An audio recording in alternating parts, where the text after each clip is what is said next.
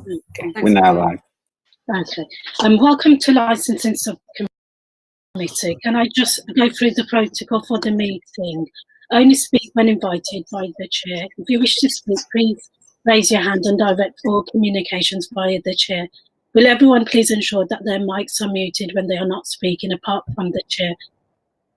If you are having any technical difficulties, please use the chat function in the Google Meet to alert the meeting. Please do not use the chat function for putting formal questions to the subcommittee. Applicants and all other parties will be asked to leave the proceedings after the item has concluded. Please do so promptly so that councillors will have the opportunity to deliberate and make a decision on each application they have heard. Each party will be notified of the decision within 5 working days. If we can start off with the first item on the agenda, can we elect a chair, please? I nominate Councillor Gordon. No, second. Thank you. Okay, so moving on to item 2 on the agenda, apologies for absence. We've received no apologies. And then moving on to item 3, declarations of interest. Do members have any interest to declare? I have none. Thank you. Okay, so agenda item 4. This is in relation to the minutes of previous meetings of these subcommittees. We've got 4 separate sets of minutes to approve these evening, so I'll go through them sequentially. Firstly, the minutes of 25th of August 2020. Agreed. Any comments? Agreed. 13th of October 2020. Agreed. Agreed. 12th of November 2020. Agreed. Agreed. And 11th of February 2021. Agreed. Agreed. Okay, so can I please now invite all participants to introduce themselves. I'll start with myself and the other members of the subcommittee. My name's Councillor Margaret Gordon, Councillor for Leabridge Ward, and I'm chairing this evening. And my colleagues are Councillor Moema. Councillor Sam Moema, and I'm a member in Hackney Downs. Councillor Harvey Odds, member for Springfield Ward. Thanks very much. And then going on to Amanda. Hello, good evening. I'm a legal advisor to the members this evening. Thank you. Okay, and Suba, licensing officer. Hi there. I'm Subhash Ramana, principal licensing officer. Yeah. Rabia. I'm Rabia Hatton, governance service officer. Okay. And then Channing. Hi, I'm Channing Riviere, principal licensing officer. Yeah. Patrick. Hello, I'm Patrick O'Connor. I am representing the planning service today. Thanks very much. Mario. Hi, I'm Mario here from ICT support to help with the technical side of the meeting. Okay, and on behalf of the applicant, I think we've got Mr. Dads. Yes, good evening, councillors. Sorry, I just couldn't get into the link, but I've got my client on another device next to me. So good evening. Okay, so he's not going to be in the meeting. No, he's in the meeting in effect next to me, and he can hear you speak. Okay, it'd be easier if you could join. Okay, all right, if you could join the meeting. Okay, and Councillor Adams. Yeah, good evening, everyone. I'm Councillor Cam Adams, representing Oxennis and Shoreditch, and I'm representing the residents of Osman Road this evening. Thanks very much. Okay. So we've also expecting, I think, an additional other person. I don't think that person's present yet. It's C7. Do we know they're attending? I haven't received any information from them. Okay. But they've been given an invite to the meeting. Yeah. So, and are we expecting anybody for environmental enforcement? We were expecting JC, but she's not here at the moment. Okay. I can email to check if she's attending. Okay, so for the responsible authorities, we've got representatives from licensing and planning, and we're checking the position in relation to environmental enforcement. And then the other persons, we've got Councillor Adams and potentially one other person. Okay, thank you. So I'll now proceed, to invite the Principal Licensing Officer to outline the report. Thank you, Chair. Licensing service, a receipt of an application for a premises license under Section 17 of the Licensing Act 2003 for Unit 7, 224 Osman Road for the activities as stated in the agenda. Representations from planning, environmental enforcement, licensing, and other persons remain. I have nothing else to add. Thank you, Chair. Thanks very much. So I will now invite the applicant's agent, Mr. Dadds, to present his opening statement. You have up to 5 minutes. Thank you. Yes, thank you, Chair. I'm David Dadds. I'm the applicant's solicitor, and we've submitted the application, which is within your agenda. 1 moment, please.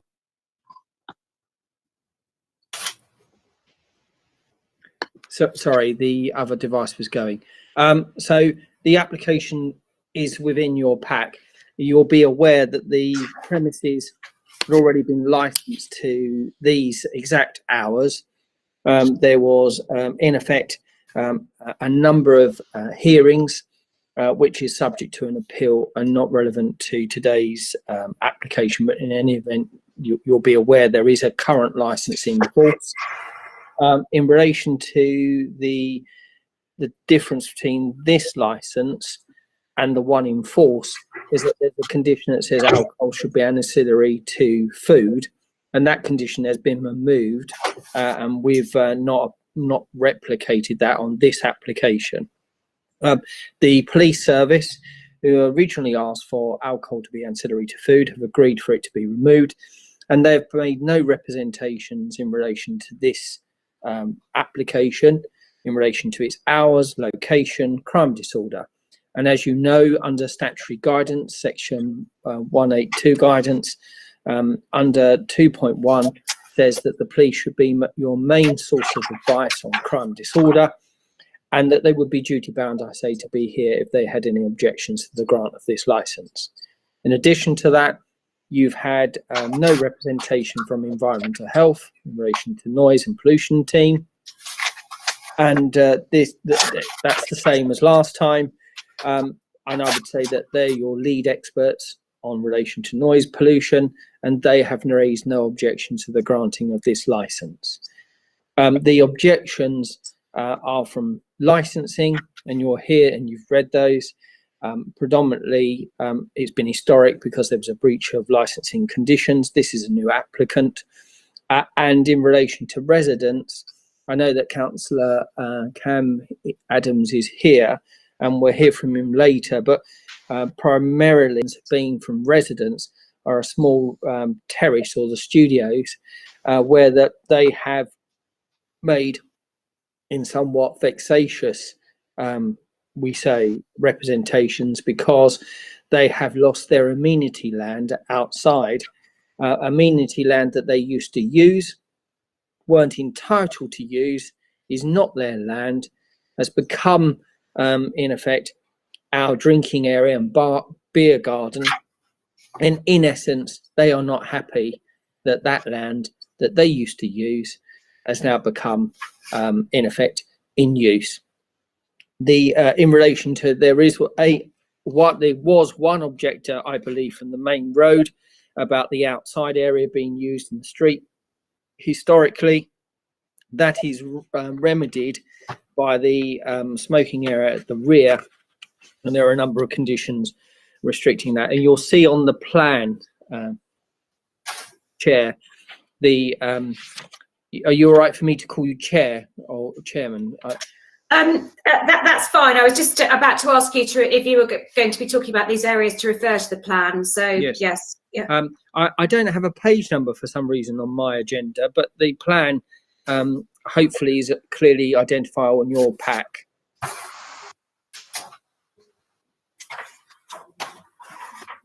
Yeah, I mean it's part of Appendix just before Appendix B1. So yes, that's the right one you're referring to. Thank you, Chair. That is, and you'll see on the proposed plan, if you look at it in that way, I can't see myself on screen. Oh yes, I can. That way up, where you've got the word proposed plan in front of you. The entrance you can see written entrance. And I understand there was one objector from that building previously, historically opposite. And then to the right, there is a row of, in effect, studio accommodation to the right on the same site. And there's been objections from those residents, I say, on the basis that they've lost their outside use area, but it's not their land.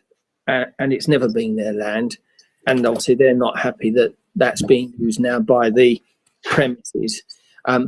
No residents have ever actually, this is the third hearing I think I've had in relation to these premises, and never have I had a resident actually appear. I don't have the exact details, but maybe the councillor can confirm. It's my understanding, and certainly historically, and I don't know if it's the case today, but there is no residents in the units that are within our premises. So the building itself, there's no residents objecting to this application that live within the building. We've done substantial soundproofing.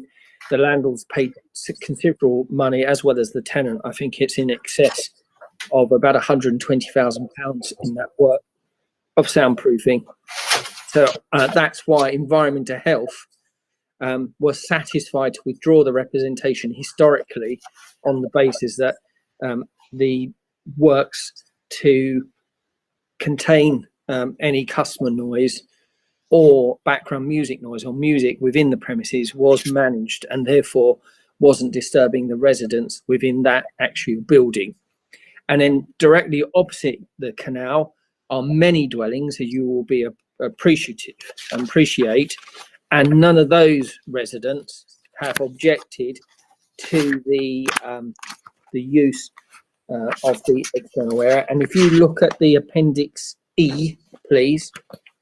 I'm almost finished. I'll just wrap up in a second if you allow me. Appendix E shows the premises, and it perhaps, Chair, shows you the dwellings 3A, 3, 2, 1, the canal side studios. They're the ones that have historically objected, and we're here 2 to 4, as you can see. No one within that building has objected, and as my understanding, across the canal, 2 to 11, 12 to 23, and 24 to 38, neither of those have objected either. This application ought to be granted, in my opinion, because there's no objections from the Environmental Health, there's no objections from the police service, and the objections that do lie are from historically from these residents, and would need to identify them because of the outside area and loss of use. Now, we have put a number of conditions offered to regularise that outside use for smoking and consumption, and so therefore it should meet your criteria and should not undermine the licensing objectives, and the licence can be granted as applied for today. So unless I can assist you further, that's an outline of the application, Chair and members. Okay, thank you very much. We'll obviously proceed on to a discussion later, but I've just got 2 quick questions in terms of clarity. Sure. You've said repeated times that the land doesn't belong to those residents. Who does it belong to? And in addition to that, what efforts has your client made to engage with these residents? The answer to the first question, the freeholder is our landlord of that land, and that we have been given a lease of the beer garden area and within our building. So we are the legal owner insofar as the leaseholder of that land. In relation to engaging with residents, we have, but the residents are not welcoming of us as a business, but also they're not welcoming the landlord. I think they've fallen out because there has been planning permission granted for a number of flats and development of that site, which I understand that the residents do not want. So it's a bit yard and a backyard, and unfortunately we're stuck in the middle of it all. However, this application, given by the applicant, does set out a number of conditions to meet the licensing objectives. Your main sources of advice on crime, disorder and public nuisance would be environment, health and the police, and neither of them object to this application, which is modest. Yeah, I think you've already made those points. Thank you very much. Okay, so we're now going to move on to representations from the licensing service. Thank you, Chair. If I could just draw your attention to Appendix B1, which is my representation. Now, we bear in mind that this is from a new applicant. Like Mr. Daz has referred to, historically there has been issues and we have been notified of problems by residents living in the proximity to the premises. We have some queries about this application.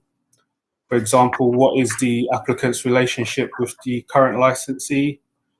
Should the license be granted, it would be easy for it to be transferred to the current licensee, who historically has not really managed the license and the premises in a way that we would say supports the licensing objectives.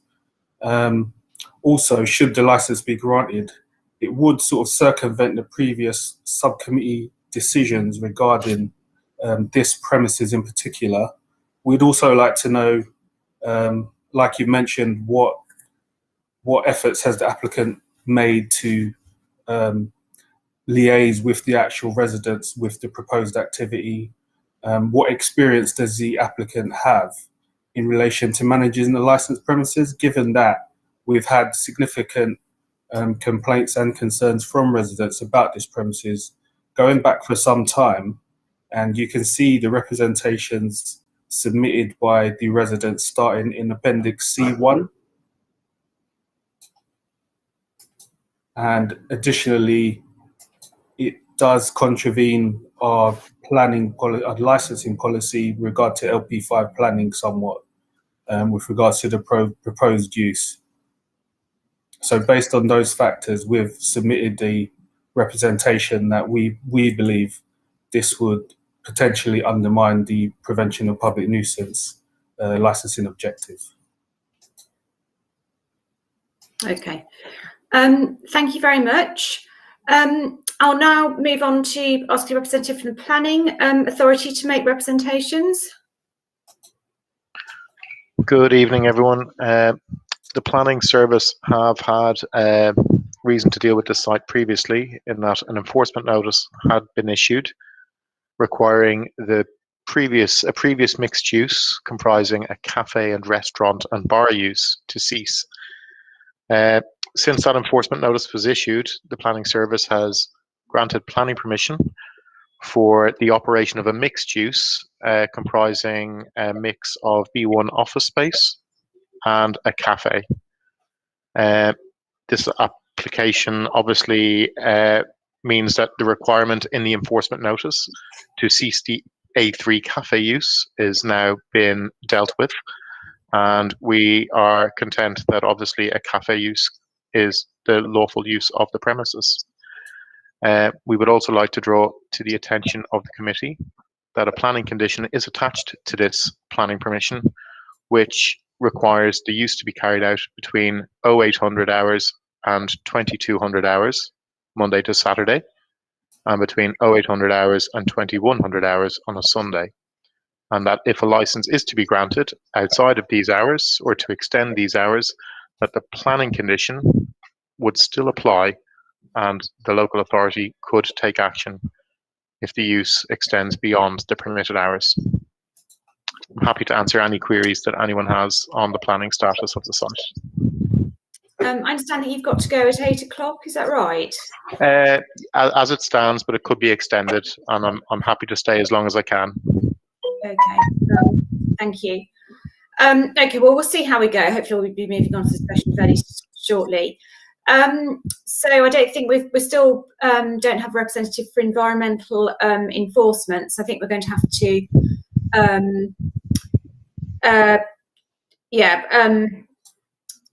to move on. So I think we'll now ask for the interested parties to make the representations. Councillor Adams. Yes, thank you, Chair. Good evening, everybody. So I am here to represent the Osman Road and Canal Side Studio residents. And they've actually sent me a statement to read to the committee. So if you permit me, then I can read the statement to you. Go ahead. All right. Firstly, I want to thank Hackney Council for giving us the chance to table our objection. Let us be clear about what is being proposed. A venue with a late night alcohol license and loud music on premises where residents live directly above and directly opposite. Page 3 of the proposal, design and access statement. Design and access statement says that the surrounding area is mainly commercial. That is incorrect. It is mainly residential. In fact, 9 successful applications were made between 2015 and 2017 by the owner of Canal Side Studio himself to change the existing use of the premises into self-contained dwelling. Since then, Canal Side Studio has been mainly residential. This demonstrates that Canal Side Studio want to reclassify the property as residential and commercial in order to maximize their economic interests, which in addition to the revenue from Unit 7 depend on rental income from the very tenants who live above the venue.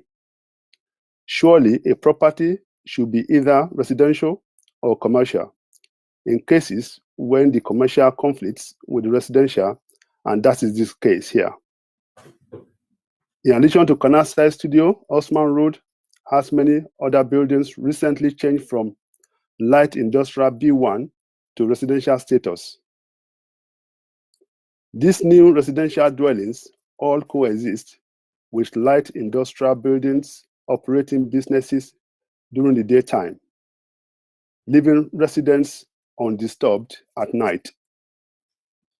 Page 4 of the proposal, 2.2, states that taking into account the industrial location of the property and all the measures being taken in order to prevent any noise from spreading, we believe this change will not have a vast impact on the close-by neighboring.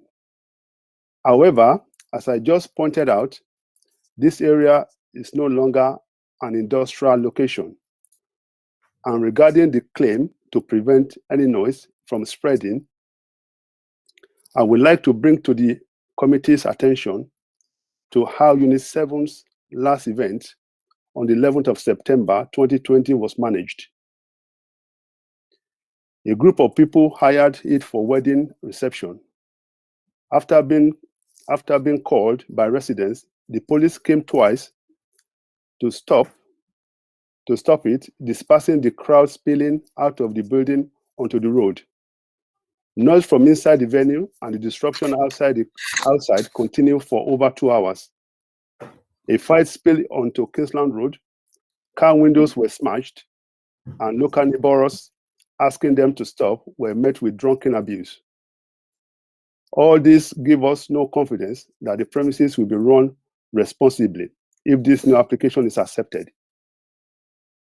A late night alcohol license will turn the venue into a destination for people extending their drinking into the early hours, disturbing residents living directly above and directly opposite. All along, it seems that the consumption of alcohol is the driving force behind Unit 7 business model. On page 4, 2.3, planning history. The proposal refers to why their earlier proposal for an A4 bar and restaurants was rejected. The council's concern about the loss of employment generating floor space. The latest proposal says that current staff will be extended to include chefs and waitresses. However, this new application says nothing about food. It is for a bar, late night drinking establishment. This seems deliberately misleading. Page 6, Design and Access Statement, mentions that noise mitigation was undertaken on the interior. However, at the September event demonstrated, noise inside and outside was so disruptive that police were called twice and decided not to just have a word with the manager, but to completely stop the event.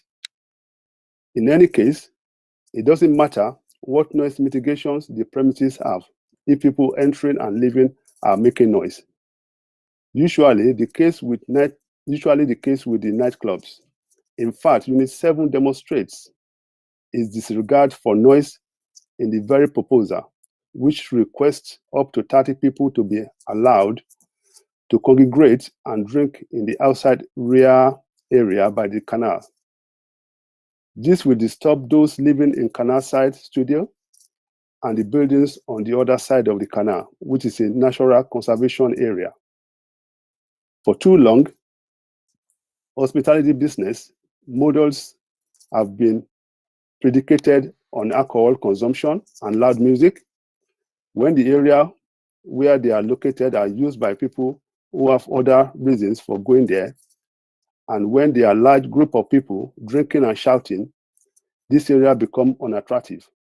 As we have seen during lockdown, people have developed more diverse and less obtrusive way of engaging with public space, and there's no reason why it should not continue to be dominated by particular commercial interests. Permitting this application will violate the following licensing objectives: crime and disorder. This is likely to increase, as historically the clientele of Unit 7 have been responsible for antisocial behavior, fighting, smashing car windows, and taking drugs outside the venue. Public nuisance. The noise from people entering the bar and congregating outside is a nuisance that simply cannot be addressed by the proposer. The soundproofing isn't working and was clear from the last event.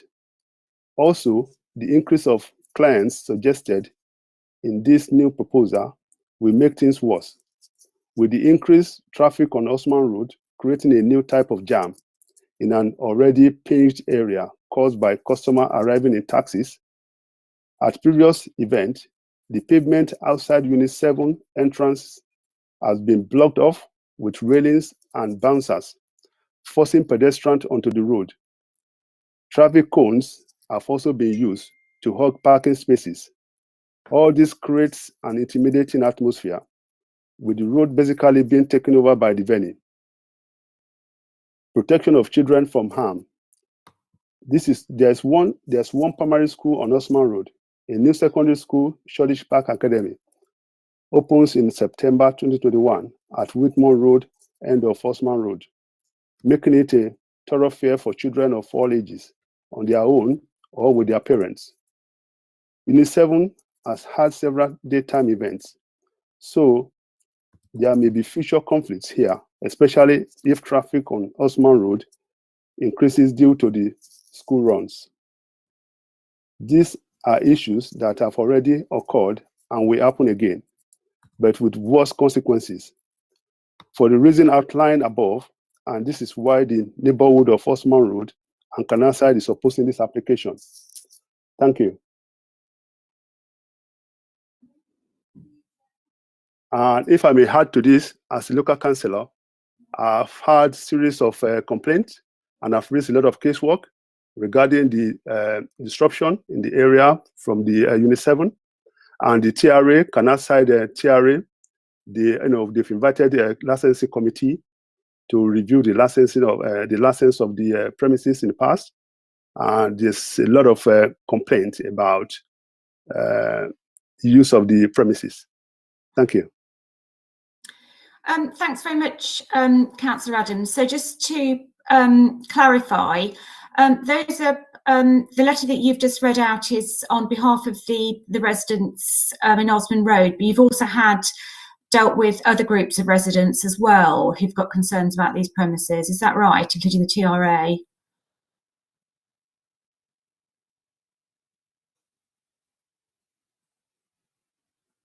You're on mute. Yes, sorry, Chair. Yes, I've got a statement sent to me by the Canalside Studio residents as well.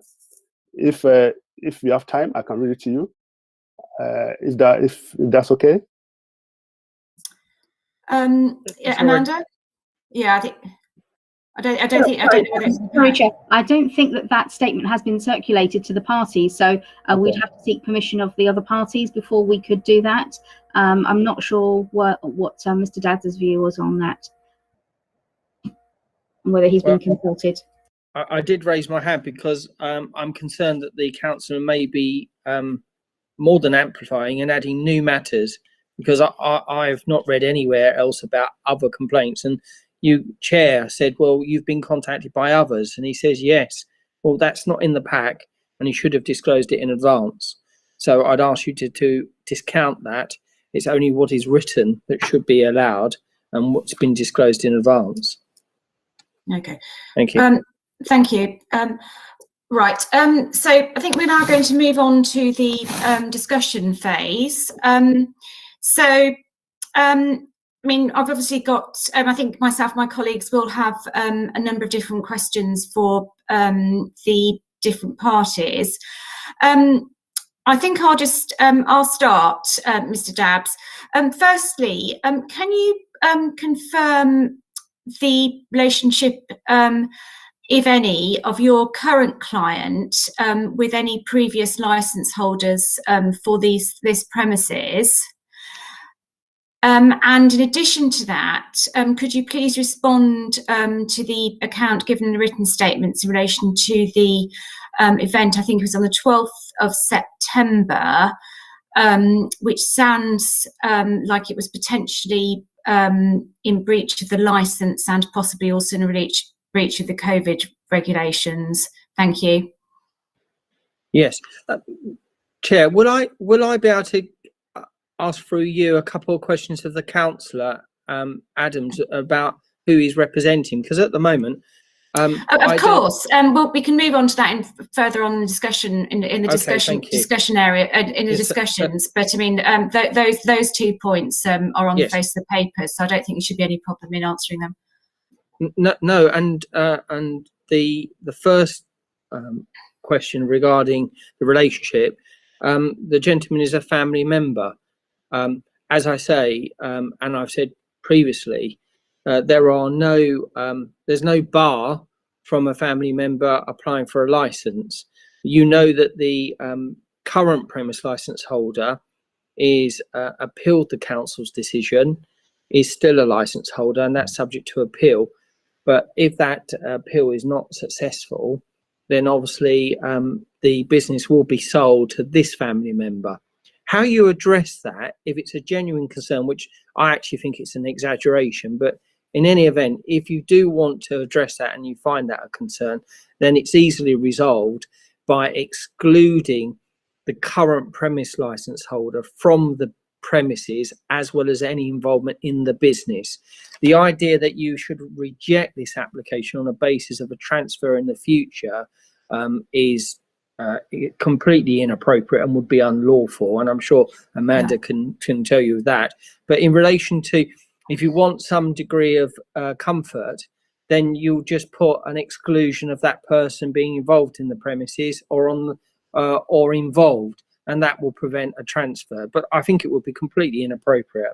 In relation to the account for the I think we said the 12th of September. Firstly, I would say that this is a new application, so obviously this applicant can't be responsible for previous matters, but however I can speak to it because I dealt with it last time.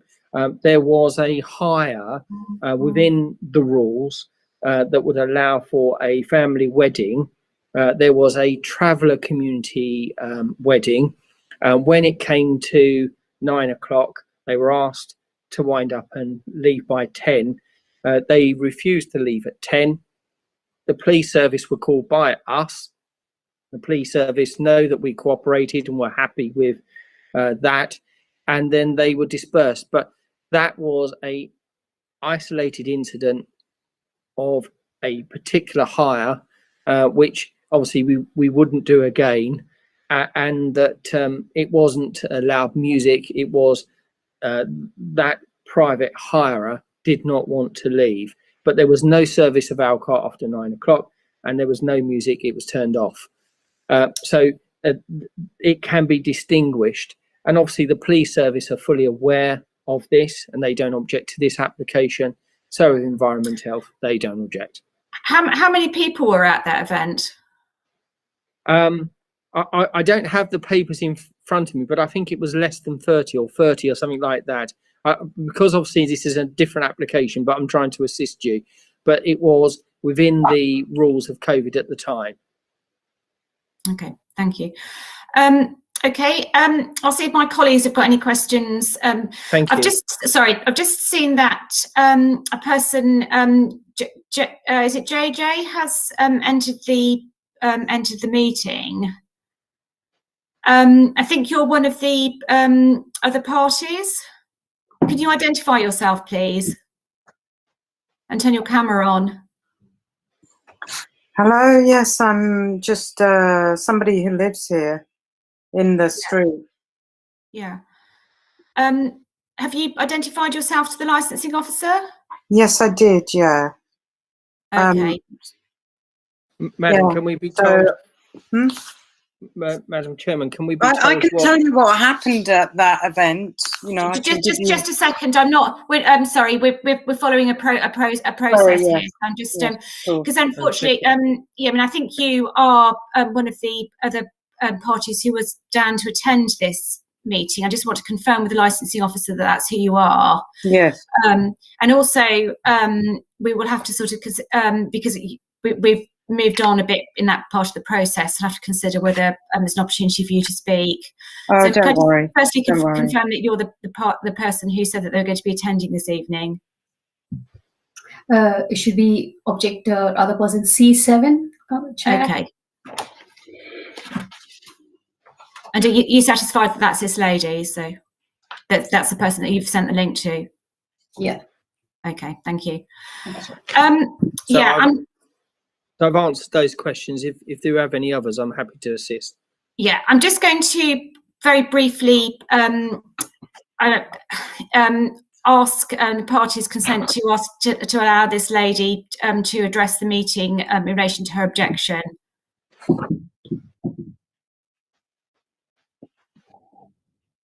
Okay, I can't hear any objection to that, so I'll invite C7 to now address the meeting in relation to her representations. So yeah. Right, Chair. Sorry. Obviously, we've got C7 in front of us. Obviously, I don't. This lady has not been identified, and I don't know where she lives. But if one could remind the resident to stick to the written representation within the plan. So yes, I mean, I think that's what I've just said. Amanda, sorry, Councillor. Yes, I just wanted to quickly say, Chair, that maybe we could ask the Rabia if she could confirm if C7 is this lady who's attending at the present time, if this is the person she sent the link to. I don't want to stop your meeting or interrupt the meeting, so I'm very sorry if I have interrupted it. I just you haven't interrupted the meeting. We just need to follow procedure to ensure identify. Yes, it's a legal hearing. With us. Yeah, just bear with us. We want to hear from you. It's just that we just need to ensure we follow the correct procedures so that all parties are happy about the way the meeting is progressed. Sure. Yeah. Rabia, could you just confirm that the person identified as JJ is C7? I've sent the email to Jetson, so the email address was Jetson and Cam Adams is Yes, sorry, Councillor Adams, very briefly, because you've had your chance to speak. I just want to say that most of the residents, they did not show up because they feel intimidated by the applicant. No, you can't say that. One. Okay, we'll go back to that later. Okay, I'm now going to, I think, invite this lady to speak, but you should obviously address your remarks to your written objection, and then we'll go back to the discussion. Thank you. Yeah, I think sorry. So the experiences of all the people that have written in, and the people that live here on a day-to-day basis, I think that people are just trying to, live alongside something that is feels that it's not. How can I put this? It's not very well organized or managed, and when it's quite scary to understand that what is being proposed is potentially a nightclub in an area where people are trying to live, and it's not that people don't want to work alongside a business such as this, but the proposals don't seem to fit in with the people that are the residents that live here. And I think that it doesn't have, if you like, any sort of sensibility towards the people that are living here. And I understand that there have been works carried out inside to try and dampen noise. But this new proposal for films, film nights, drinking 30 people outside until 9 o'clock and then just 5 people, or it doesn't, these things, they don't really send a message to people that means that anything is going through. As someone who lives here and experiences this, we're feeling a bit bombarded by the owner, who is just maybe trying to do something that doesn't work alongside the community that live here. And perhaps there needs to be a communication between the owner and the people that live in the area before it gets to this stage, which is there's yet another meeting with councillors and everybody involved to try to get an owner of something that is basically for a license for log drinking. And if the owner of Unit 7 proposed something that maybe fits in with the residents here, by talking and communicating and working with the people that do live here, because I think that the main point really is that on that application, it sort of talks about lots of people, if you like, around the area.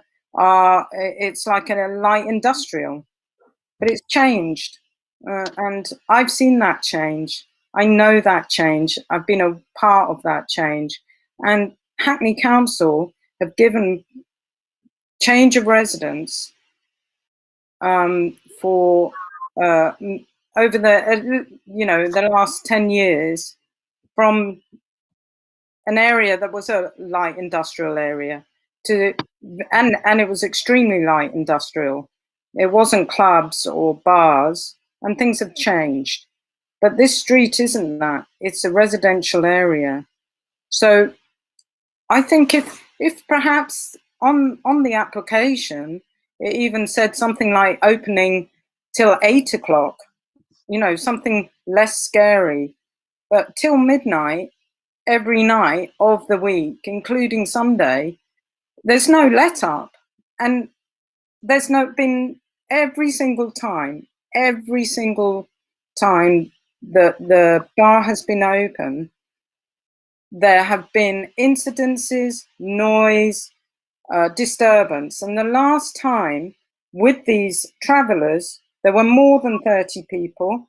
And those 30 people, when they were moved the first time with the police had to come again. And it went on until 4 o'clock in the morning.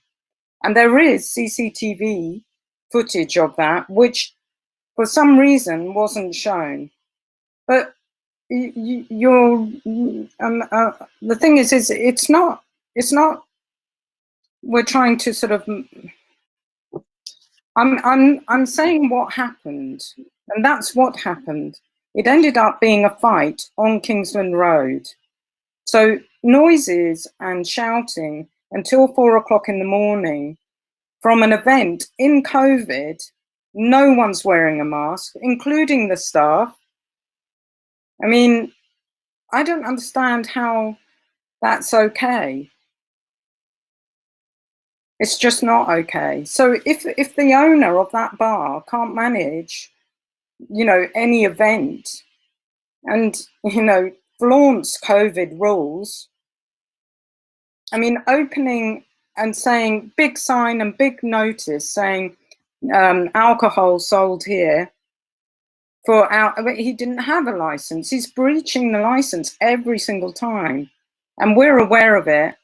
And I'm afraid other people aren't. If you're not here and you don't live here, so I don't want to go on about the same point. I think everybody would be happy to work with the owner of Unit 7 if he communicated it to all the residents about what his intentions are and how that would work and fit with everybody, rather than just making applications or making changes and getting people to have to deal with that.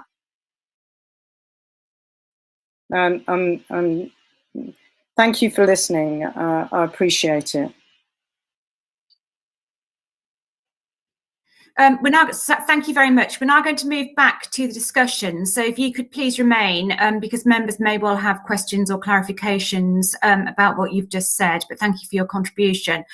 Okay, so I'm now going to give my two colleagues an opportunity. I think I saw Councillor Odds indicating earlier to ask questions, and Councillor Moema after him. Thank you, Chair. With the permission of the Chair, I would like to refer Mr.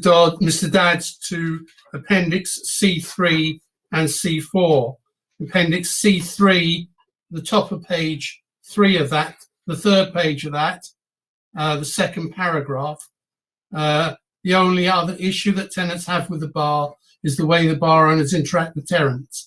On more than one occasion, they have exhibited intimidating behaviour that has left residents feeling displaced and unsafe in their own acts.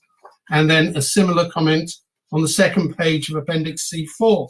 So when Councillor Adams referred to the reasons why residents have not identified themselves and asked him to represent them, which they in fact addressed these appendices to Councillor Adams, I think that he is somewhat out of order and objecting, which it would be in any case would be the Chair's position to object to what Councillor Adams said, not Mr. Dadd. So I would like it noted that what Councillor Adams says is actually in the pack.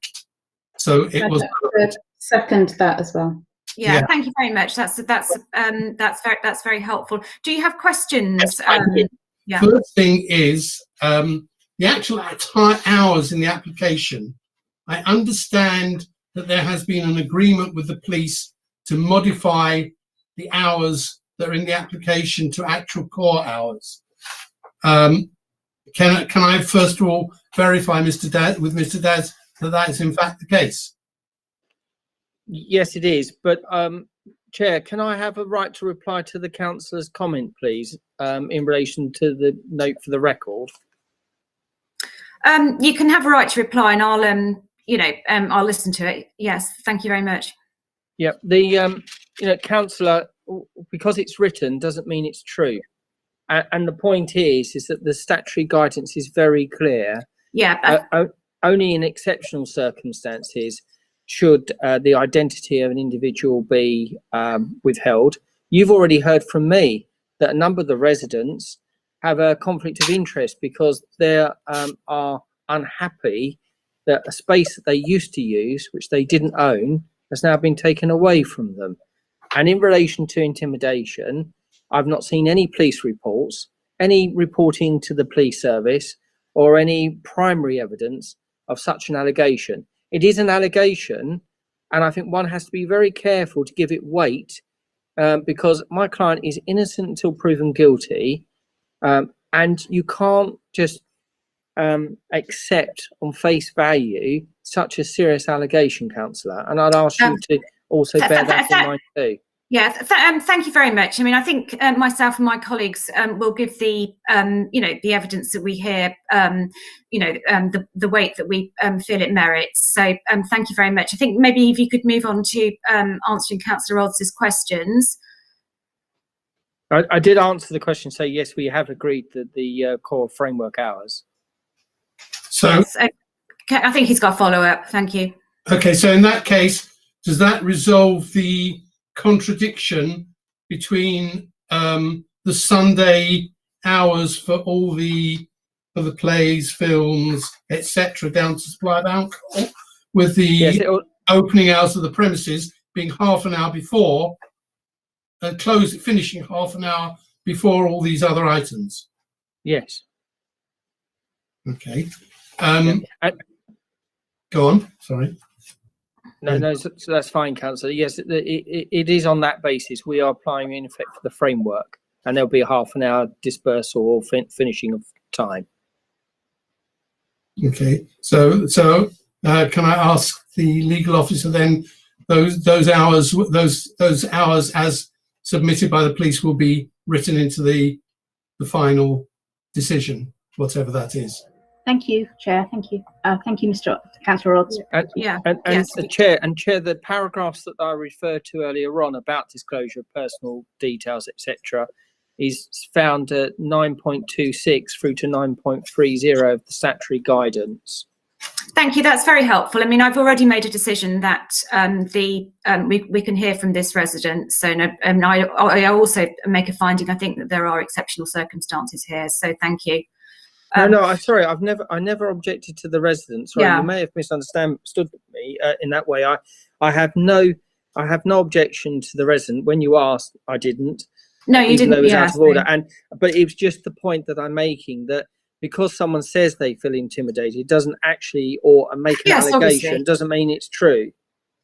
Yes, I mean, obviously, but I mean, as you know, I don't think we need to debate this again. I think myself and my colleagues will give the, the evidence as presented, the weight that we feel it merits. Thank you. Councillor Odds, I think you were continuing to ask questions.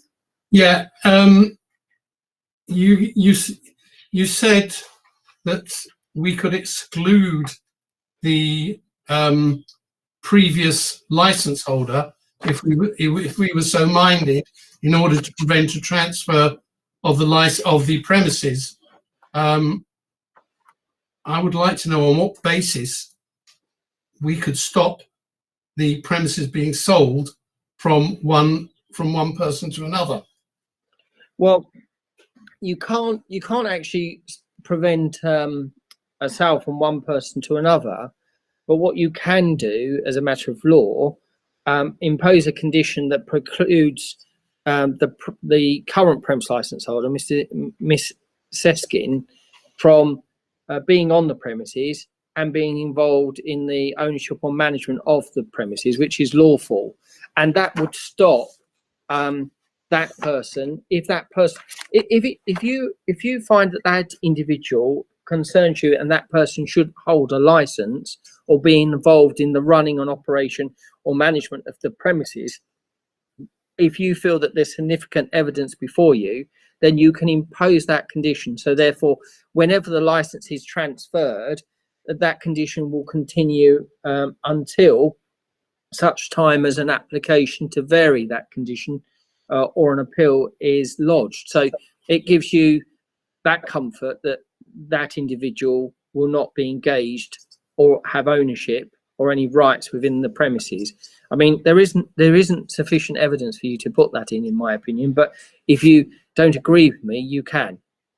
And that was the point I was making. I hope that's okay. Yeah, thanks very much. That's helpful. Amanda? Through the Chair, Chair, I don't know if you would like to ask Mr. Daz to clarify. Although he's saying that there's not sufficient evidence for this condition, how do we know that the current licence holder will not be involved in the premises under the new license that he's applying for. Yeah, thank you very much. I think we were going to come on to that, Oh, and also sorry. I think Sorry. Okay. yeah, I think it would be very helpful as well to hear more about the applicant and his experience in terms of managing licensed premises.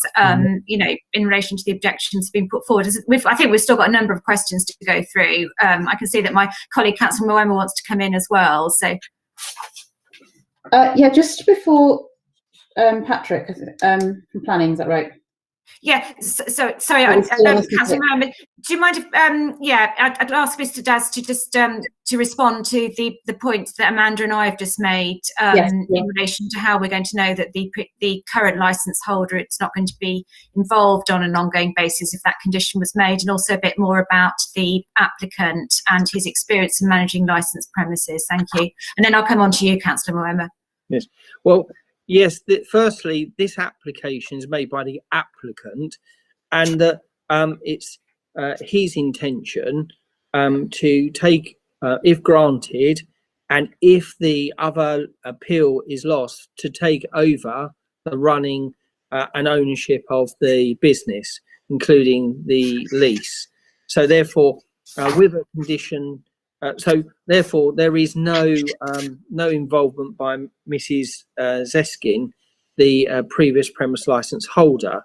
However, if you are not satisfied with that submission on behalf of the applicant, then you could impose that as a condition. We would not object.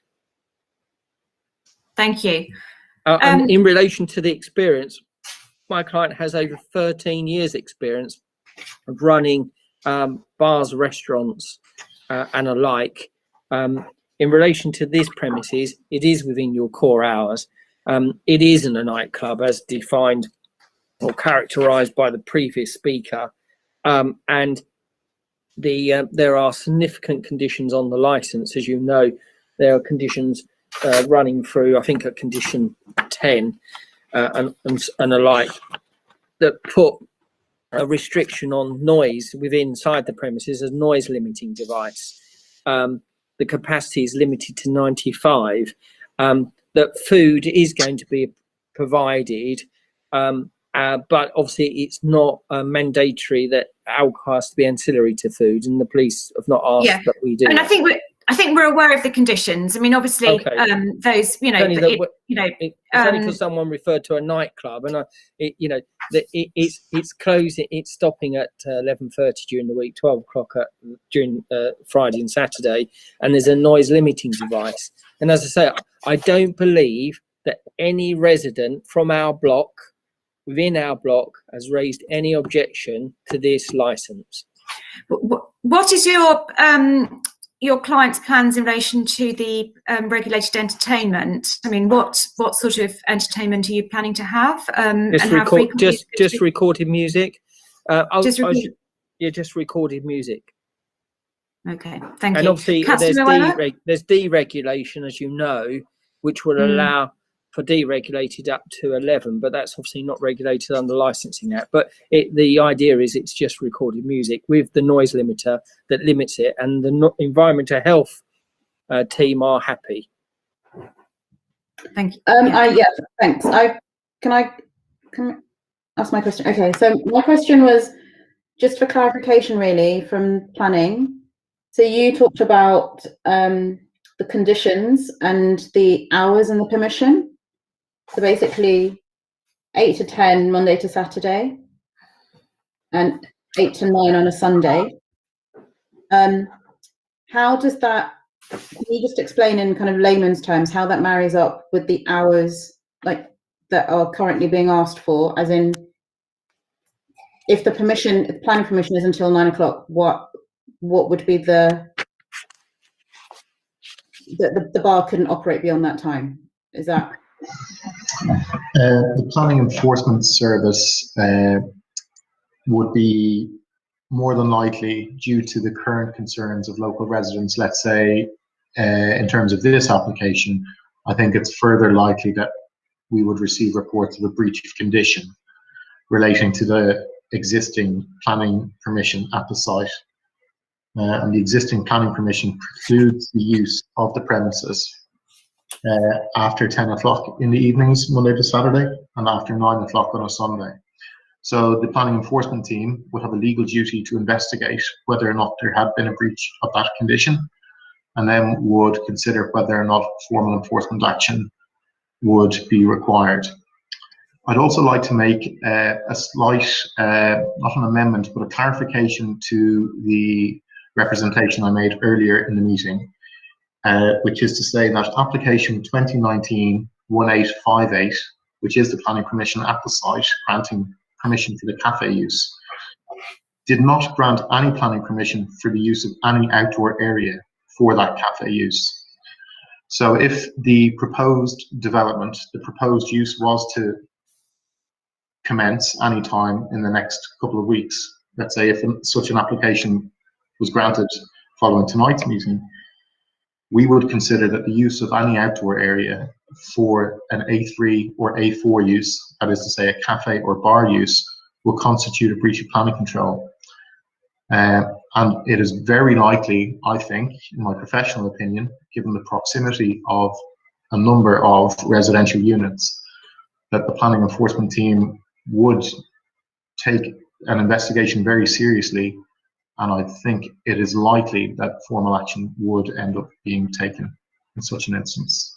Okay, thank you. That's extremely helpful. We're actually obliged to take a 5-minute break at around this time.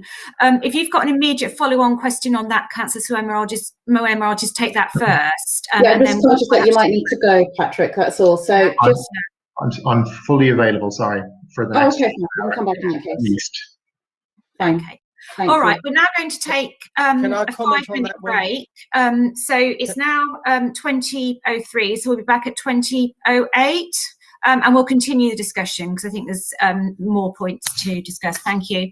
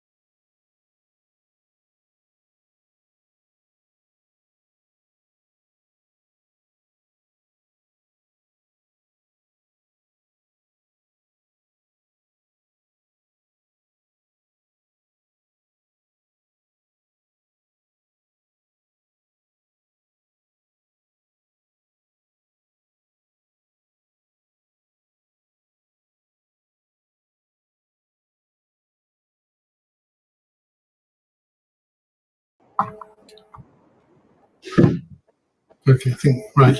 Okay, I think we can start again now. I'm going to start with Councillor Odds, who's asking for some guidance from our legal advisor. Yeah.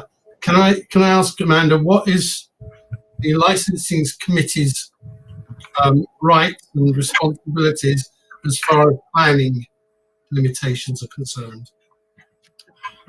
You need to take you can hear any objections that are raised, but essentially planning and licensing are separate regimes, so we can't really take that into consideration in terms of you can take into consideration the hours, if there's a breach of the hours, but you can't do anything that will, basically the planning regime won't be able to affect the way in which the premises is operated. So, for example, if you permitted the license to be granted, they wouldn't be able to operate until they have the proper planning permission in place from planning services, which is separate, and they'd need to resolve anything. If you have any concerns about the planning issues that are raised tonight, we would look to add a planning informative for the applicant to bear in mind that they need to rectify any issues relating to hours, conditions, use class, or anything else in relation to use of the premises. So that's the most that you could do. You wouldn't be able to put any other conditions on as such to that would impact planning. So it's already applied as well. Sorry, to be more specific, do I take it that means we could not limit the licensed hours until such time as planning had decided whether or not to extend the planning hours? Yeah, your decision on the hours is separate to planning. Yes, they'd have to go. If, for example, you agreed to hours that were different to the current planning permission now, they'd need to go and apply for an extension of those hours, or basically they wouldn't be able to operate until the planning side of things were resolved in any event. Okay. So, our decision in relation to the hours is going to be made in relation to the licensing. The licensing framework. Yes, and that's right. A separate decision. Sorry, Councillor Moema. And also, obviously, this business has to operate within the general law, which obviously includes a planning framework, COVID restrictions and everything else, as I'm sure Mr. Dadds was about to point out. So, okay, let's continue the discussion. I think... one follow-up to the planning officer, Claire. Yes, carry on. So just in relation to that, obviously we are making a decision under a different regime, but just my clarity, the premises wouldn't be able to operate beyond 8 to 9 on the Sunday and 8 to 10 on the other days. And they currently, the application, they wouldn't be able to use the outside space because it's not licensed for use. Doesn't have planning permission for use. Yeah, sorry, it doesn't have planning permission for use. Is that correct? Yes, I think we're correct. Yes. Yes, thank you. Okay. But that's the decision you're making today as to whether or not it should be granted. Okay. Okay, Mr. Dadds, you wanted to under comment the licensing regime. Yeah. I did have another question, Chair. Yes, thank you. Which is around. So obviously this is a separate application, and I appreciate that. I think one of the issues that kind of brought out by the fact that some residents have not felt comfortable being present, and they've indicated that in the papers that have been presented and circulated, is the relationship between the current owners and the interaction between the premises and the residents of the units immediately surrounding. There's some references to the owners having residents' email addresses or coming directly up to people's property, and I'm just wondering how that will be materially different under this application. And my final question to Mr. Dadds is, how does the operation of the license that you're applying for, in terms of what happens in the premises, and if you do get it then outside, how is that materially different to the way things are? And just a reflection from C7 would be really helpful as a resident as well. Thank you. Would you like me to cover all those points, Councillor Gordon? Yes, thank you very much. That would be extremely helpful. Thank you. Well, firstly, as the statutory guidance says under 14.57, that the planning and licensing are separate regimes, and that this decision or this application is looking within your licensing policy and within the framework. Yeah, I think we've covered. Well, I think we've covered that, and I think we're all. Yeah, I do understand that. It's just that there's a secondary point about. So no, we've already clarified that. I appreciate that. I started off by saying I understand that. I wasn't sure if that was clear, so that's why. It was very clear. The point's been made a couple of times by you and by the planning officer. Just wanting the second part of that, please. Yeah. Sorry, it wasn't clear to me whether it was, and that's why I've mentioned it. I'm sorry, but on Zoom it's very tricky to hear everyone, and I just want to be clear about that. No problem. Let's carry on. Yeah. So so that's to do with that. In relation to the concern that you've identified about interaction with residents, firstly, my client doesn't believe that is true. Certainly, that when I say my client, because obviously I acted for the previous person, so I can comment for them because I'm still acting for them on the appeal. And there are a number of residents of the canal side that are not happy with the landlord, which is our landlord. So that there might be some difference between us as occupiers of Unit 7 and the landlord, because they have had letters, as I understand it, and this was part of the problem, is that they cannot use the outside area, and they've been putting bikes, tables and all that. So that's caused a friction now. So, but certainly in relation to the applicant here, clearly there's been no contact with the residents.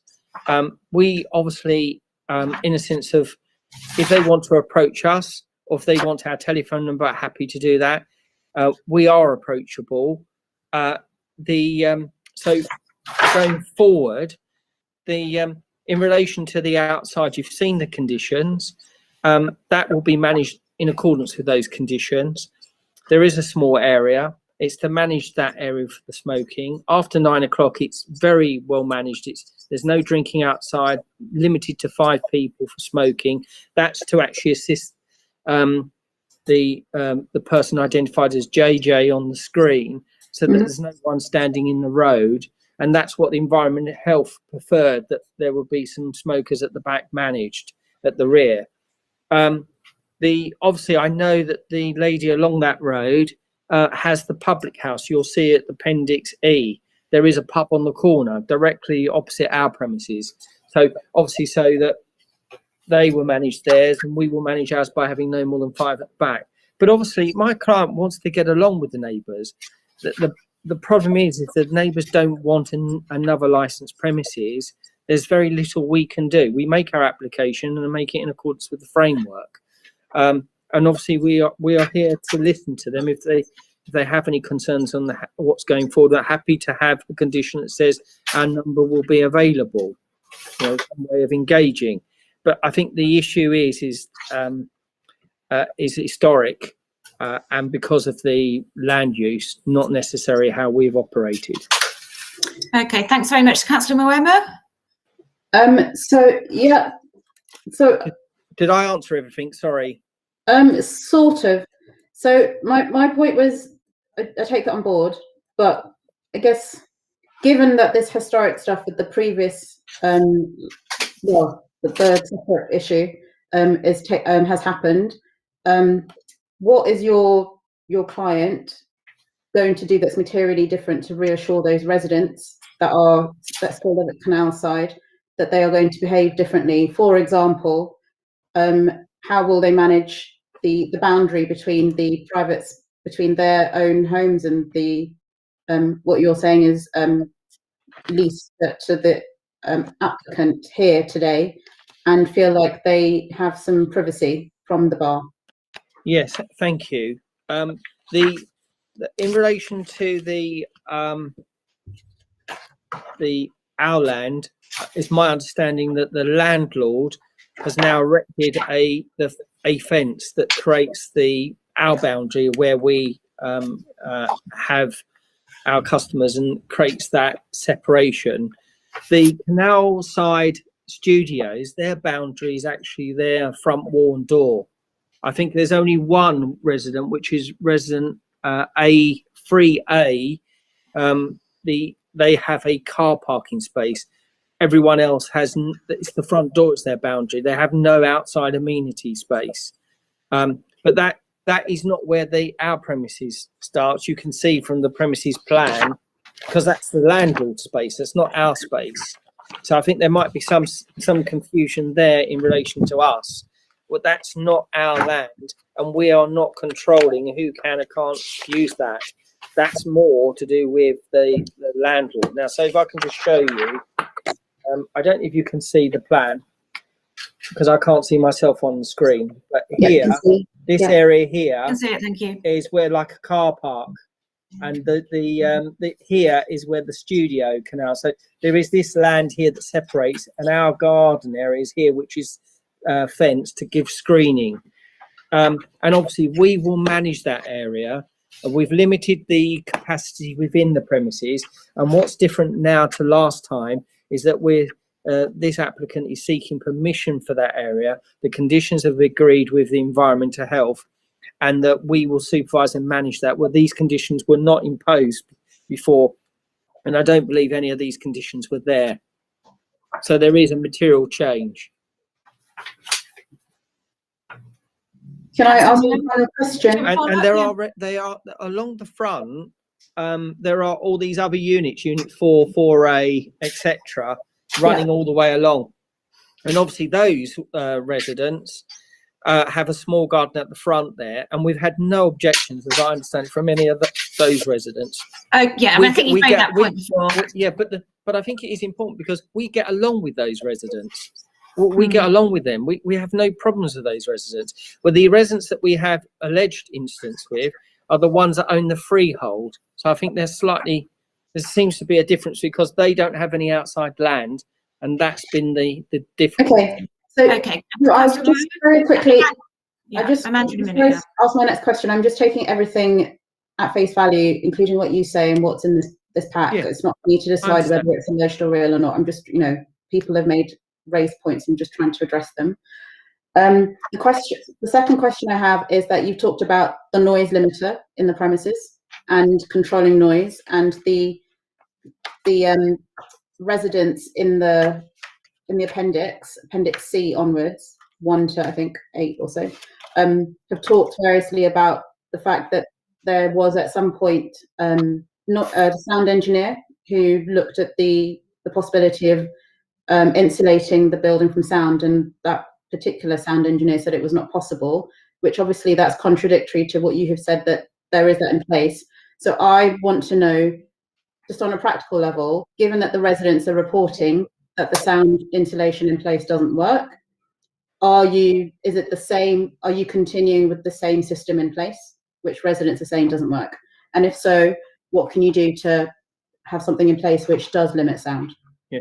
Well, when we were here last time, when an officer from your own noise team was present, he had identified that historically there had been some complaints, but there had been work done, which was up to about £120,000 worth of work on sound installation, and it had been tested, and that they had tested it afterwards, the works, and there's no longer any noise breakout from our premises to the within that block.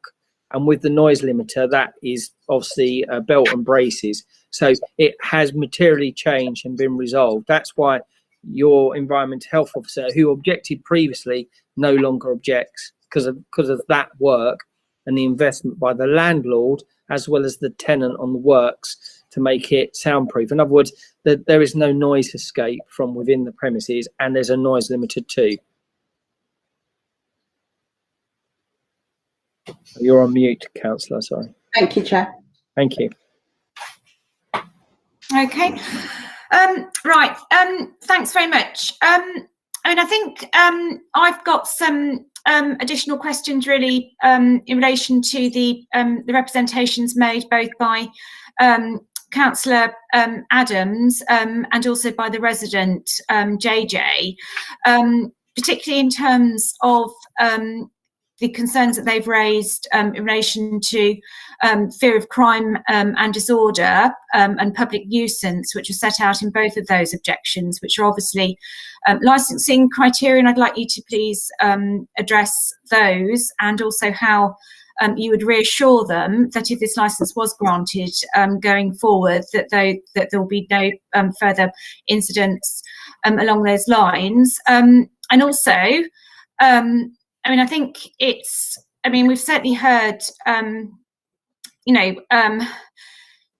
I think different accounts, it would be fair to say, in relation to the sort of level of engagement that you've had with these residents who have obviously taken the trouble to make these objections. And while it's very welcome that you're offering at this stage a contact number from your client for them to contact you, I think as far as I have understood, there haven't really been any previous efforts to engage with these residents, and we have heard both from the resident directly and also from Councillor Adams on behalf of other residents in relation to their concerns about intimidation. So I would like you to address those issues as well. Thank you.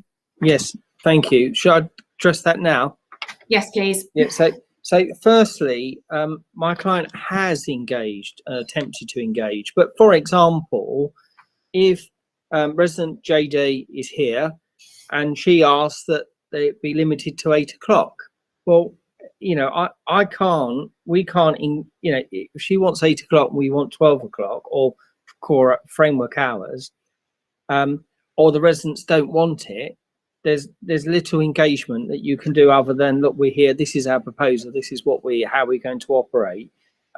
So we have in effect done that engagement. I think the idea that it's now residential is not accepted. It is a mixed use area. There's commercial as well as residential, so it is mixed use, and it's on the Kingsland Road. We all know it, so it's mixed.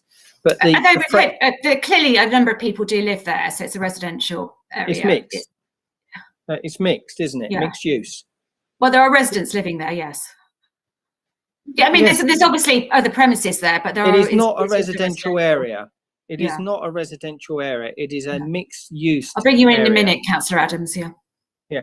So, Chair, it's a mixed use. Obviously, clearly, there's residential and commercial. And obviously there's a pub on the corner, there's factories, it's mixed use. And I think to say it is residential would be not correct either. I can't say it's like commercial, that would be incorrect. The correct description of the area is mixed use.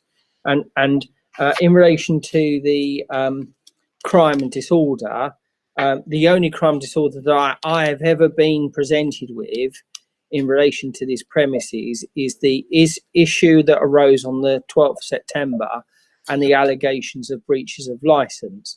I've not seen any other primary evidence of any crime disorder, whether that's any complaints to licensing, any complaints to Environment Health or the police.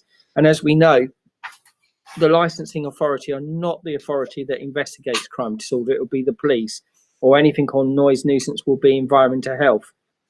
But going forward, within the framework hours, within the conditions that are put within the license, the police service, and I know I've repeated it, and you're probably getting fed up with me repeating it, but they would be your main source of advice. So 2.1 of the statutory guidance says the licensing authority should look to the police as a main source of advice on crime disorder. Thank you. I think you've made that point, and we understood it when you made it. And all right. So in relation to that, I believe the conditions that we've set out and the hours we've sought will promote the licensing objectives. And as I say, the premises will promote those going forward. I mean, we've also heard evidence in relation to public nuisance about people arriving and leaving from these premises, you know, late at night, in relation to from the resident in relation to taxes. You've had a number of different issues also in relation to the potential impact on children in the nearby schools. If you could just briefly address those, then I'll bring in Councillor Adams, and then I think we'll probably move to summing up unless my colleagues have any further questions. Yes. Thank you. Well, look, I mean, I know you said that the residents have gone around and made the trouble to engage, but the residents, it depends. I mean, obviously you're neutral. You'll be looking at our application and the residents, and you're not favouring the residents over us. You'll be neutral. And I say that some of the residents have a bias. That they're not the bias in the sense that they don't want a licensed premises there. They want to have their space back that they used for their garden. So some residents have a bias, and we've only heard from one resident. Now this lady that's here, I've listened to her. She doesn't want a nightclub, and she's described a number of things that she wants, and basically wants to work alongside of us, but in effect wants to keep it to 8 o'clock in the evening. Doesn't want a nightclub, and less scary hours of 11, 13, 12 o'clock. But the thing is that the pub on the corner won't have anything dissimilar. And the thing is, it isn't a scary application; it's a normal application. But obviously, there is a bias where the resident doesn't want it, and I can't overcome that. We are entitled in law to make an application. I believe the application does meet your framework and your policy. And not only do I believe that, but so do the police and environmental health. So, but in relation to the outside, we have made sure that there's no smoking outside the front, and obviously people dropping off or picking up obviously will come in, and the smoking will be at the rear, and we'll manage that. But obviously, I can't say any more than that. I'm quite happy that I think we've put down that we would have signs and have CCTV, and the offer of giving a telephone number was that in case, you know, resident JJ has any issues arising, that can engage and open a dialogue to work together, as she was encouraging that, and I would encourage that too. Yeah. Okay. Councillor Adams, I think you wanted to come in here, and then I'll bring in JJ. Then. Yes. I just want to tell Mr. Dads that that area, I live in the area, and I've been living in the area for over 35 years. So I know Osman Road very well. I go past there every morning, going to Kingsland Road. So what I'm trying to say to him, in effect, is that that area has changed. It has changed from being an industrial area to 99% residential area. So 99%. So by saying that's a mixed use, that is, you know, if I put it lightly, that is not correct. But it is mixed use. Yes, you might say call it misuse, but it's 99.9%. What is it called? Residential. We have a Waterhouse operate there, Waterhouse restaurant, you know, being operated by Shoreditch Trust. And if you can tell me the factory that is operating there, there's no factory. You have office. There's some, you know, what is it called? Social co-working space that is along there. So telling me that it's a factory, co-working space is not a factory. So by telling the committee that there's a factory on the road, that is not correct. So that's the point I want to make. And it's commercial. It's a mixed-use area. And the pub in the corner. The pub is just right by Kingsland Road, and we have a calming, traffic calming measure on the street, just to tell you how quiet the place is. So having a nightclub, Madam Chairman, it might be easily resolved by the planning officer. The planning officer having a nightclub. Okay. I mean, if it's helpful, this application is obviously not going to turn on definitions of residential or commercial space, because it's going to turn on the licensing objectives. Yeah. Amanda, I thought you wanted to come in, and then I'm going to invite people to sum up, unless my colleagues have got any further urgent points. Yes, sorry, I've got a couple of small questions through the chair. I don't know if, Chair, if you would like to put these questions to Mr. Dadds. Yes.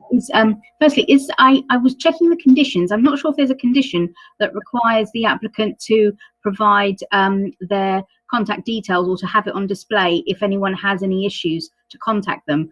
I don't know if It doesn't. I was offering it. Yeah, Angela. yeah. And then Yeah. second, can Mr. Dadds confirm, when did the dispute with the land start from? When did that arise? So, you know, when you're saying the freeholder, Yes. the dispute with the freeholder, when did that start, that problem? Pre-COVID, it's a long time ago. Pre-COVID, okay. Yeah, I think it's historic from when they took it over and started to. So the current change license it. holder had the problem as well as this, as well as this application will have that problem. Yes. Is that Yeah. right? Okay. And then can't think of anything else. Sorry, I'll leave it there then. Thank you. Thank you. Okay, thanks very much. I think Councillor Odds had got one final question, and then we're going to move to summing up. Yeah, in terms of the condition for designated premises supervisor, is the license holder going to be the designated premises supervisor? If not, does the designated, do they know who it is? And if so, did they hold any position under in the previous regime? And also, I note that Mr. Dadds has been making quite frequent references to statutory guidance.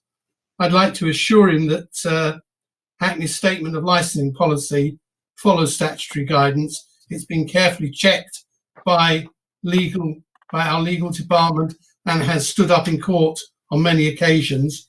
And I would point him to LP5 in that, which refers to the planning status, and the fact that the last sentence says the licensing authority may take into account the lack of planning permission or an established lawful use in deciding whether there is likely to be any harm to the licensing objectives. So I would like to ask him if his client has actually put in a planning application for the hours that are in the licensing application, or if they intend to. Yes. So, sir, councillor, your licensing policy, as well as the statutory guidance, both have to be followed. And I've set that out already about the conflict, and that they're separate regimes, and you look at this on its own merits and from licensing perspective. However, from the planning point of view, I can confirm a planning application has been submitted for the hours that we are seeking. So I think we put it in about 4 weeks ago. It had to be something that had to be added, and I think it was re-put in about a week or so ago. So an application has been made, sir. As Amanda said, you can put an advisory on it, but as I said already, an application has been made. In relation to the question DPS, there is a separation, I understand. There is an intention that the name DPS has been nominated on the application, and the police have not objected to that person being the DPS. Okay. Can I further? In relation to LP11, cumulative impact in general, I note there is the pub that Mr. Dadds referred to. There is also a pub in the other direction, the Stag. Do you not think that do you consider that a bar with those sorts of hours, without provision of allowing unlimited off sales and on sales without provision of food necessarily, do you not think that would add to the cumulative impact in the area? Well, firstly, there is no cumulative impact policy in this area.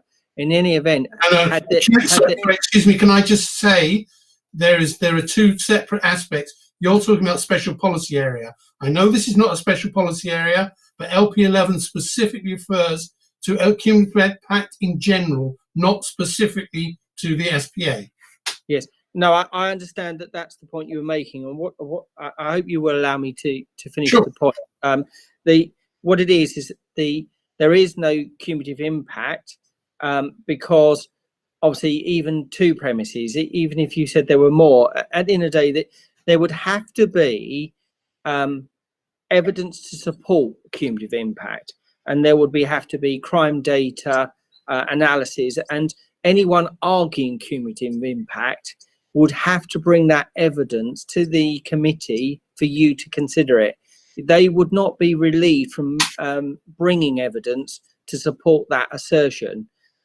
Obviously, you as councillors can bring in your own knowledge. However, the case of Daniel Thwaite makes it very clear that you should not displace your own knowledge against that of, say, for example, the police. If the police have not raised an objection on crime and disorder, following that guidance that says they are the main source of advice, if they haven't raised cumulative impact, then it's unlikely that cumulative impact is in play. Although obviously we've had evidence on a number of matters, but both from Councillor Adams and from the resident. But I take your point. Okay, I think we're going to. Sorry, Councillor Odds. One final point. I think. Can we take advice on that point? Which actually, my point about cumulative impact was coming to this point, which really would be in Mr. Dad's client's favour, if the answer is as I expect it to be. Would the licensing authority be able to tell us the hours to which the Stag and the Glory are open and allowed to supply alcohol? Do they exceed the hours which the current applicant has applied for? Councillor, I believe the Glory does, although I don't have the information to hand at the moment. So I can't. So in other words, as far as we know, the premises that are currently there actually have longer hours than this applicant has applied for. I believe that's the case, Councillor. Yeah, I believe it is. Okay, well, that's as far as we're going to get with that. JD, I noticed you've raised a hand. I was actually going to move on to the summing up stage where you'll get an opportunity to speak. So unless there's anything that's a question for somebody else, I was going to move on to that. Sure, I was just going to give you the hours because I live here. I know. Oh, fantastic. Thank you. Yeah. Okay. So well, the Glory is open until 2 o'clock at night in the morning on Fridays and Saturdays. So they have the rest of the time it's like the Stag, which is normal, regular, whatever that is, midnight.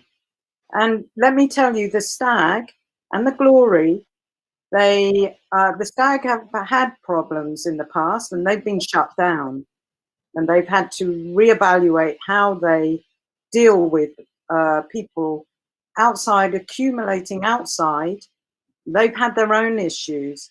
And the Glory have also had their own issues, but not as the Glory, as other owners, other people that used to manage that pub.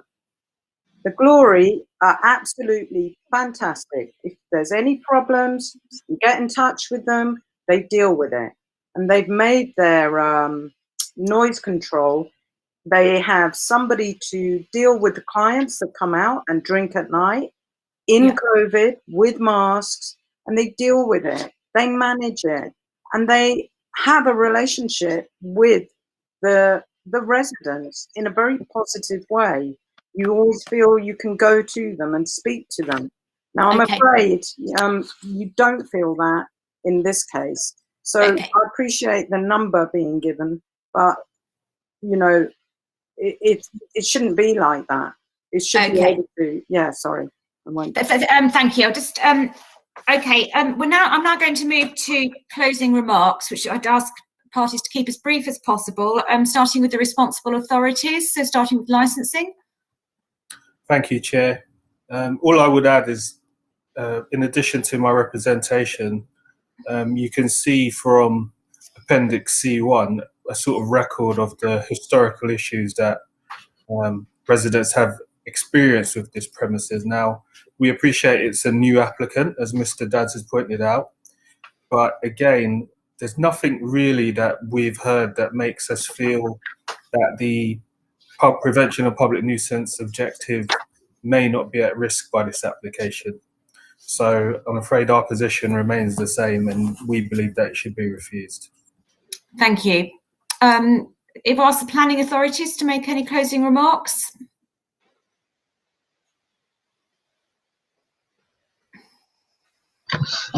I would seek to reassure residents and councillors that should a future breach of planning control occur in respect of any use following tonight's meeting, that obviously the Planning Enforcement Service could still assist and take action if necessary. And we would remind, obviously, our colleagues that, yeah, the planning and licensing regimes, as Amanda has pointed out, remain separate, and obviously we can use our own legislation where others cannot.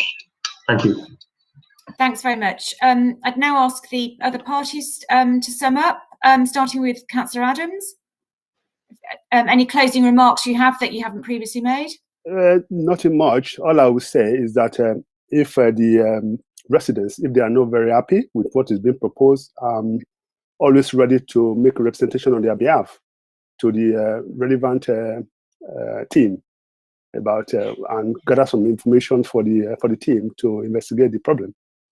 So as far as I'm concerned, residents are not very happy with what's been proposed. So therefore, with them to, for the applicant to be rejected. Thank you. Thank you. Okay. JJ, do you want to make any further closing remarks? Thank you. I just actually want to say that I appreciate your consideration with this. Whatever you do decide, it will have an impact, for a massive impact for us as residents here, but we hope, yeah, well, we're hopeful anyway. So I appreciate your considerations. Thank you very much. Thank you. I'll now move on to the applicant. Closing remarks that haven't been made before. Thank you. Well, it's closing remarks. It's a summary, is it? Yeah. So Yes. keep it as brief as possible. Yes, I can. I've just got probably a couple of minutes. Yes, I mean, I would say that, yes, Max, Yes. yeah. So obviously it is a new applicant, and as the JJ says, there's other premises that have had problems, they deal with them, and that they feel that they can be approached. And I'm hoping that she will give this applicant an opportunity to prove themselves that they can. There is within the application a dispersal plan and policy that has to be agreed with environmental health about managing the outside, as you described with the other premises, having people outside, making sure people disperse. There is a limit on occupancy, no more than 95. That's a maximum. And in addition, there's no smoking outside the front on your street, but the smoking is limited to the back and after 9 o'clock to 5. So there are a number of control mechanisms in place. There are a robust set of conditions that have been agreed with environmental health and the police, and that the hours sought are within the council's framework hours for this location. Obviously, the licensing authority believe that there may be risk in relation to public nuisance, but their own colleagues in environmental health dealing with public nuisance are satisfied that this application with the applicant can meet the licensing objectives. And as I've said, and I want to say it one more last time, is that the police are your main source of advice. They don't object, and nor do environmental health. I believe the mechanism in place do promote the licensing objectives. I understand, and you will understand, some of the residents have raised concerns about the previous. This is a new application with these conditions. All I would say is that this applicant does want to promote licensing objectives. It is a modest application within the framework. There's no cumulative impact policy, and I believe with the measures that we've set out with all the conditions can promote the licensing objectives. Thank you, Madam Chairman. Thank you very much. So That now concludes that item on the agenda. I'll now move on to agenda item 8, temporary event notices. I think there's no temporary event notices for consideration. So now I think we're moving on to formally closing the meeting. Councillor Odds? Sorry, Chair, I'd just like to bring up one point. And so I know it's after the event, but I was wondering, residents in their submissions have said that they feel intimidated by the owner, by the whoever it is they feel intimidated by, and Councillor Adams has said that he represents these residents, and I understand, as Mr. Dadd said, you know, these are unproven allegations, but nevertheless they are judged to be a feeling.